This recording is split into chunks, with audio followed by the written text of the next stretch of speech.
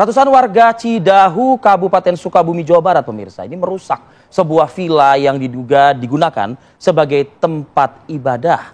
Sebuah video memperlihatkan aksi perusakan sebuah villa di Kampung Tangkil, Kecamatan Cidahu, Kabupaten Sukabumi.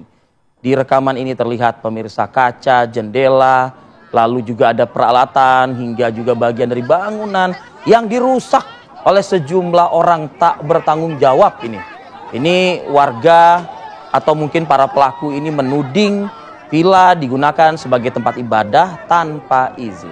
Tapi sebenarnya kalau dilihat aktivitas misalnya seperti doa bersama, bahkan juga hingga tata ibadah seperti di gereja disebut memang kerap dilakukan di lokasi itu. Jadi sementara itu memang pihak kepolisian sedang mengklarifikasi bahwa villa ini dirusak warga bukan gereja, melainkan rumah singgah milik warga. Jadi Kapolsek pun juga sempat menjelaskan jika pada hari Jumat itu tidak ada kegiatan keagamaan sama sekali, melainkan adanya acara arisan sebanyak total ada 160 orang lebih yang melakukan pembukaan seremoni kegiatan dengan acara berdoa sesuai dengan kepercayaan agama Kristen, diantaranya adalah bernyanyi. Jadi kualifikasinya bukan gereja, tapi memang ada kegiatan berdoa untuk acara seremoni pada saat itu. Kegiatan berdoa itu sekali atau dua kali ya? Nah itu dia, kalau sampai ada kecurigaan warga. Betul, kalau berkali-kali dan polisi mengatakan ya memang ini bukan rumah ibadah, lah wong nggak ada izin ya wajar dong dikatakan rumah ibadah. Tapi apapun itu nih polisi bergerak cepat, ya kita apresiasi telah menetapkan 7 tersangka dari kasus perusakan sebuah rumah yang dijadikan tempat ibadah di Kabupaten Sukabumi, Jawa Barat, pemirsa. Sejumlah barang bukti juga turut diamankan. Kasus perusakan rumah menyebar luas pada pekan lalu. Ini berawal saat ada warga mengadakan kegiatan keagamaan yang diisi oleh para remaja begitu ya di rumah tersebut. Jumlahnya 36 remaja. Warga yang melihat aktivitas tersebut curiga dan kemudian mendatangi rumah dan langsung melakukan perusakan.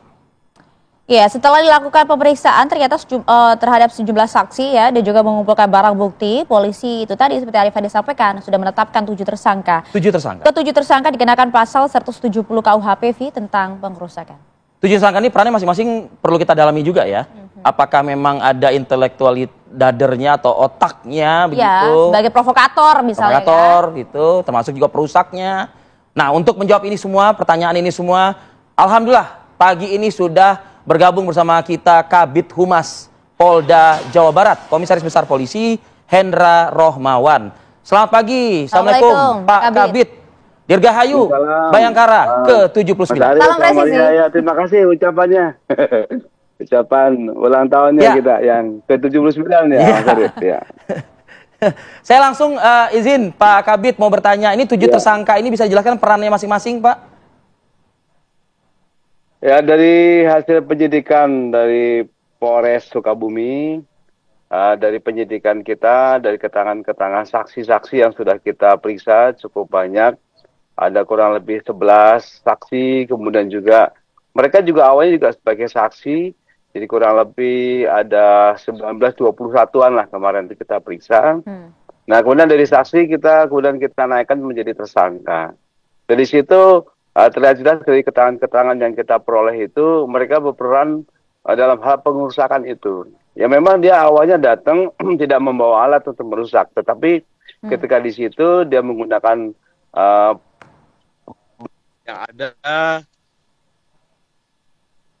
ya baik itu jendela, kursi, mendobrak pintu ya, bahkan ada peralatan-peralatan yang sensitif keagamaan itu dia patahkan di situ. Nah itu digunakan sebagai alat untuk barang bukti kita sita. Dan kita juga di samping itu ada beberapa video yang diambil dari masyarakat. Kita jadikan sebagai juga alat bukti untuk memperkuat daripada itu kegiatan dia. Ya. Pak Kabid.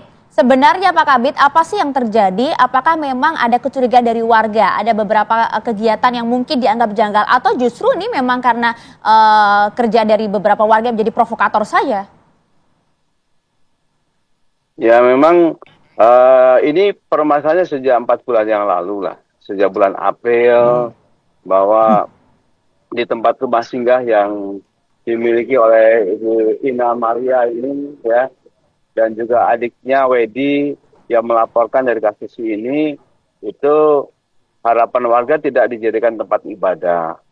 Kemudian di situ ada melakukan kegiatan ibadah, tetapi kan kita harus paham betul bahwa dalam melaksanakan ibadah itu juga tidak harus di suatu tempat ibadah khusus ya, seperti di kuil, di pura, di gereja maupun di masjid, kan ada yang sifatnya alam, ada tempat wisata dan sebagainya. Di sini perlu adanya rekonsiliasi ya, damai dari mereka. Ya, ini sudah kita lakukan juga ya dengan FKUB di situ ya, dengan warga di situ, karena ini konfliknya antara rumah singgah yang dimiliki Ibu Maria ini dengan warga di situ. Nah, tetapi dengan ada pengerusakan ini, kita juga harus, polisi harus hadir dalam hal ini. Tidak boleh dilakukan dalam penegakan hukum ini adalah bagaimana untuk memitigasi agar masyarakat tidak mengulang lagi pengerusakan yang terjadi, karena ini masuk dalam hal pidana, dan itu adalah ranah polisi hadir dalam hal ini untuk menegakkan hukum. Demikian Mbak Maria. Ya, artinya kesetaraan umat untuk beribadah tetap harus kita junjung tinggi ya, begitu ya, kita hormati begitu. Pak Kabid, kalau tadi dikatakan sudah 4 bulan Pak Kabid, maksudnya sudah dikatakan 4 bulan itu artinya aktivitas atau praktek sejenis atau mungkin serupa begitu sudah kerap dilakukan di lokasi tersebut. Nah, pertanyaannya kemudian, apakah warga atau tokoh masyarakat sempat untuk datang dan ngecek, bertanya, gitu ya? Begitu. Artinya sudah ada himbauan begitu. Ya, betul, sudah pernah dilakukan oleh mereka sesuai dengan keterangan yang kita peroleh dari kelurahan maupun warga di situ. Iya, artinya sudah ada sempat ada dihimbau nggak oleh warga untuk melengkapi izin kah atau mungkin dan lain sebagainya begitu. Biar nggak ada salah paham gitu, Pak. Biar tidak ada salah paham. Ya. Sempat terjadi ya, memang ada disampaikan seperti itu ya, tetapi Ibu Maria sendiri sebagai pemilik ini kan ini stucknya di sini, komunikasinya terputus karena Ibu Maria ini juga tidak tinggal di situ ya, sehingga ketika komunikasi ini terputus, kemudian setelah 2 kali informasinya yang kami dapatkan itu diingatkan, dihimbau, nah kemudian masih melakukan ini tanpa ada sepengetahuan dari masyarakat. Ya mungkin kalau seandainya ada dari Bu Maria pihaknya ini menyampaikan kepada warga dan sebagainya, izinkan, tidak masalah, namanya tempat ibadah kan, kita mengingat kepada Tuhan di atas itu kan, di alam bebas pun juga bisa, tempat wisata pun bisa. Nah ini mungkin miskomunikasi inilah yang kemarin kita pertemukan untuk rekonsiliasi damai tadi untuk tidak terulang kembali. Gitu. Demikian Mas Arif. Oke, Pak Kabid, mungkin perlu dihimbau sekali lagi, diingatkan lagi masyarakat Pak Kabid ya, agar kita sama-sama lah kondusif, hidup bersama, bertetangga, berlingkungan juga. Silakan Pak Kabid. Ya baik, kami sampaikan kepada seluruh masyarakat ya, kita harus pahami bahwa untuk beribadah itu tidak harus di tempat ibadah yang khusus ya, seperti pura, kuil, ya gereja maupun juga masjid. Gitu. Tapi ada tempat ibadah lain yang kita untuk mengingat Tuhan Yang Maha Esa itu bisa di alam bebas, tempat wisata. Dari kebetulan ini mungkin alam terbuka dan sejenis villa lah gitu. Tetapi tentu saja itikat baik yang dimiliki oleh penyelenggara itu juga menyampaikan laporan, informasi kepada warga atau aparat setempat di situ. Imbang lah ya Pak ya. Dalam melaksanakan ibadah itu juga berjalan bisa baik dan lancar, dapat dukungan dari masyarakat. Saya kira keterbukaan ini sangat bagus sekali untuk menghindari adanya tindakan anarki dan intoleransi yang dibangun oleh umat Indonesia. Ya. Oke. Betul Pak. Saya rasa Pak Kabid ini pagi ini sudah presisi sekali. Sangat presisi sekali, apalagi habis ulang tahun kan. Jadi memang presisinya tepat sekali pada pagi hari ini ya. Tapi begini Pak, artinya sekali lagi diklarifikasi, ini betul-betul konteksnya salah paham ya Pak ya. Tidak ada maksud provokasi ataupun apapun ya. Tidak ada ya. Ya, tidak ada, karena spontanitas saja gitu. Ya. Baik. Baik. Kabid Humas Polda Jawa Barat, Komisaris Besar Polisi Hendra Rohmawan. Terima kasih Pak. Terima kasih. Maaf Pak, kami menyela kesibukan Pak. Selamat melanjutkan aktivitas. Selamat melanjutkan aktivitas. Assalamualaikum, selamat pagi.